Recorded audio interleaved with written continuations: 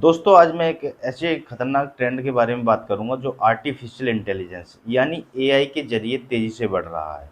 आपने अक्सर social media पर आजकल वीडियो देखे होंगे जिनमें किसी लड़की ने साड़ी पहनी हो या फुल स्लीव कपड़े पहने हों, लेकिन वीडियो में ऐसा लगता है मानो कपड़े पारदर्शी हो गए हों और अंदर की चीज़ें दिख रही हों, जैसे तिल, निशान या कोई भी ऐसी चीज़। एआई टेक्नोलॉजी इतनी एडवांस हो चुकी है कि अब ये चेहरे से लेकर कपड़ों तक हर चीज़ को बदल सकती है। पहले डीप फेक सिर्फ फिल्मों या किसी टेक्निकल प्रयोग में इस्तेमाल होते थे, लेकिन अब इन्हें सोशल मीडिया, यूट्यूब, इंस्टाग्राम और यहाँ तक कि व्हाट्सएप पर भी फैलाया जा रहा है। आप सोचते हैं कि फ़िल्टर सिर्फ मस्ती है, तो ज़रा ठहरिए, क्योंकि यही फ़िल्टर आपके लिए ब्लैकमेल, बदनामी और जेल तक का कारण बन सकता है। इंटरनेट पर चल रहे इस ट्रेंड के बारे में अगर आप नहीं जानते, तो हो सकता है कि आपकी एक फ़ोटो आपकी ज़िंदगी बर्बाद कर दे और आपको पता भी ना चले। नमस्ते दोस्तों, मैं हूं आपका दोस्त हिमांशु और आज हम एक बहुत ज़रूरी और समयोचित मुद्दे पर बात करने जा रहे हैं। एआई फ़ोटो ट्रेंड्स और उनसे जुड़ी साइबर प्राइवेसी खतरों पर। क्या आप सोचते हैं कि एक छोटा सा फ़िल्टर या फ़ोटो ऐप सिर्फ मज़े मनोरंजन के लिए है?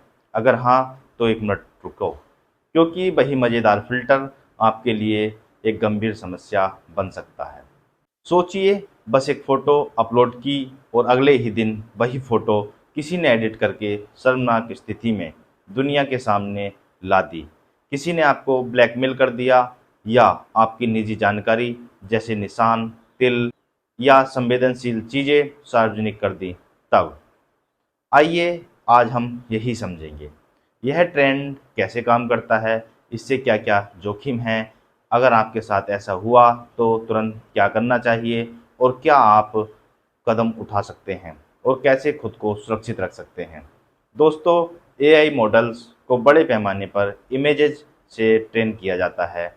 उसमें पैटर्न सिखाए जाते हैं, कपड़ों के प्रकार, मेकअप के तरीके और यहाँ तक कि शरीर पर दिखने वाले कुछ निशान।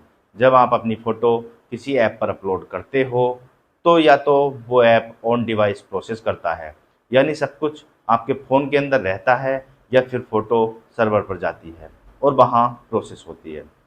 सर्वर साइड प्रोसेसिंग में रिस्क ज़्यादा होता है, क्योंकि आपकी इमेज सर्वर पर रहने के बाद भविष्य में मॉडल ट्रेनिंग, एनालिटिक्स या अन्य कामों में इस्तेमाल हो सकती है। अब बात करते हैं कि वास्तविक तौर पर क्या-क्या नुकसान हो सकता है। पहला, प्राइवेसी का नुकसान।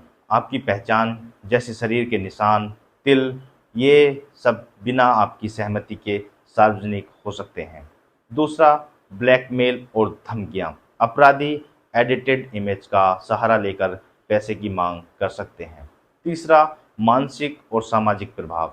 किसी की छवि खराब हो सकती है, नौकरी पर असर पड़ सकता है, परिवार या समाज से मेंटली प्रेशर बढ़ सकता है और व्यक्ति का मानसिक स्वास्थ्य प्रभावित हो सकता है। चौथा, कानूनी जटिलताएं। किससे शिकायत करें, क्या साक्ष्य दें, किस प्लेटफॉर्म से कैसे संपर्क करें, इन सब बातों में दिनांक और समय संभालने की ज़रूरत होती है। अब मान लीजिए आपकी फ़ोटो का गलत इस्तेमाल हो गया, आप क्या करें? सबसे पहले सबूत इकट्ठा करें। जितनी भी स्क्रीनशॉट्स, मैसेज, कॉल लॉग या पोस्ट लिंक हैं, उन्हें तारीख व समय के साथ सुरक्षित रखें। दूसरा, घबराकर शेयर ना करें। डर की हालत में फ़ोटो या मैसेज दूसरों को फॉरवर्ड करने से मामला और फैल सकता है। तीसरा, जिन प्लेटफॉर्म पर फ़ोटो है वहाँ रिपोर्ट करें। फेसबुक, इंस्टाग्राम, यूट्यूब, एक्स, सभी बड़े प्लेटफॉर्म का रिपोर्ट ऑप्शन होता है, तुरंत वहाँ पर रिपोर्ट करें। चौथा, जिस ऐप से प्रोसेस किया है उसको डिलीट करने की रिक्वेस्ट भेजें। उस सर्विस के प्राइवेसी कॉन्टैक्ट ईमेल पर ईमेल भेजें और लिखें कि मेरा कंटेंट स्थायी रूप से हटा दें और मॉडल ट्रेनिंग में इस्तेमाल ना करें। पाँचवाँ, साइबर क्राइम को रिपोर्ट करें। भारत में आप 1930 पर कॉल कर सकते हैं या www.cybercrime.gov.in पर शिकायत दर्ज करा सकते हैं और स्थानीय साइबर सेल या पुलिस स्टेशन में भी एफआईआर दर्ज करवा सकते हैं। नंबर 6, कानूनी सलाह लें। यदि ज़रूरी हो, बड़े मामलों में साइबर एक्सपर्ट से संपर्क करें, जिसे डिजिटल या साइबर की अच्छी जानकारी हो। नंबर 7, मानसिक सहारा लें। ऐसी घटनाओं का असर गहरा हो सकता है। परिवार, दोस्त या काउंसलर से बात करें, अकेले ना रहें। अब हम बचाव के व्यावहारिक उपायों पर बात करेंगे। पहला नियम, संवेदनशील फोटो कभी ऑनलाइन अपलोड ना करें। नंबर 2, ऑन डिवाइस टूल्स का प्रयोग करें। नंबर 3, ऐप परमिशंस चेक करें। नंबर 4, प्राइवेसी पॉलिसी के मुख्य लाइनें पढ़ें। नंबर 5, डमी फोटो से टेस्ट करें। छठा, टू फैक्टर ऑथेंटिकेशन हर अकाउंट पर लगाएं। नंबर 7, नियमित रूप से अपने अकाउंट्स और एक्सेस ऑडिट करें। कुछ सामान्य सवाल ये भी हैं कि क्या मुझे ब्लैकमेलर को पैसा देना चाहिए? बिल्कुल नहीं। पैसा देने से मांगें और बढ़ती हैं। अब एक जानकारी कीजिए, अपने फ़ोन पर सभी ऐप की परमिशन को चेक कीजिए। किसी भी नए फ़ोटो ऐप की प्राइवेसी पॉलिसी के साथ शुरुआती लाइनें पढ़िए और अपने परिवार को समझाइए कि संवेदनशील फ़ोटो कभी अनजान ऐप्स पर अपलोड ना करें। भारत में डिजिटल सुरक्षा के लिए IT act, cyber crime cell और 1930 हेल्पलाइन नंबर उपलब्ध है। एफआईआर और कोर्ट ऑर्डर के जरिए कंटेंट हटाया जा सकता है। आज हमने जाना कि ये ट्रेंड कैसे काम करता है, क्या खतरे हैं, अगर ऐसा हो तो क्या कदम उठाने चाहिए और खुद को सुरक्षित रखने के लिए व्यावहारिक उपाय।